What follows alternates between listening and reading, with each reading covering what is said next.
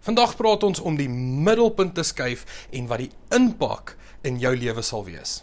Ek is David Fitzcharles en hierdie is jou podcast tot krag.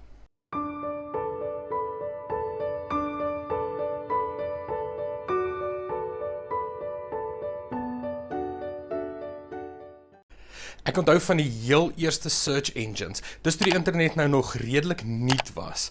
Dit was getitel Copernic. Dit was 'n absolute briljante idee, omrede die ontwikkelaars gesê het daar is niks wat hierdie program nie kan ontdek nie.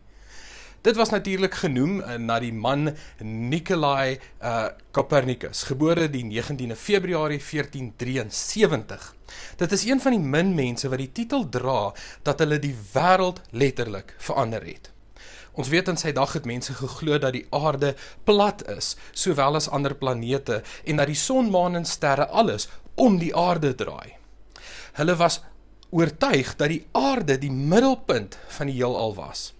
Na baie jare se studies het Nikolai gesê dat die aarde rond is en om sy eie as draai, so ook ander planete, en dat die aarde nie die middelpunt van die heelal is nie, maar een van vele planete wat om die son wentel.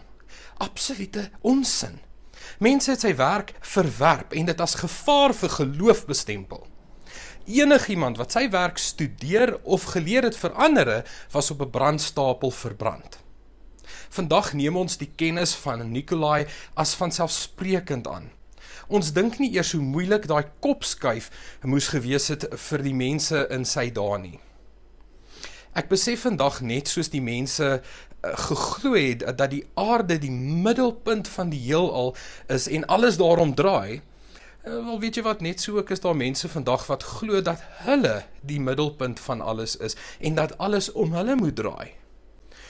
Dis so stoute kinders, waar hulle die TV-kanaal verander om 'n program te kyk wat hulle wil. Maak nie saak wat die res van die familie wil kyk nie.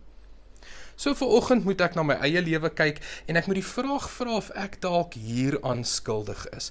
En vandag wil ek jou vra om na jou eie lewe te kyk en ook daardie vraag te vra, is jy dalk hieraan skuldig? Jesus noem iets vir my so mooi in Lukas 9 vers 23. Hy sê, as iemand agter my wil aankom, moet hy homself verloon, elke dag sy kruis opneem en my volg. Die boodskapvertaling maak dit baie duidelik. Jy moet jou eie belange tweede stel. Dis presies wat selfbeloning beteken, om ander mense bo joune te stel. Het jy vandag al geleer om ander mense se belange, ander mense se geluk bo jou eie te stel?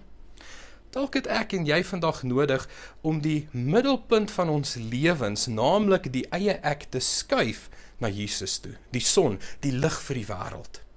Jy sien, wanneer Jesus die middelpunt van jou lewe is, sal al die ander dinge en al die mense in jou lewe outomaties in plek val. Daar's 'n baie mooi Engelse woord vir selfverloning. Is jy reg hiervoor? Joy. Jesus, others, yourself.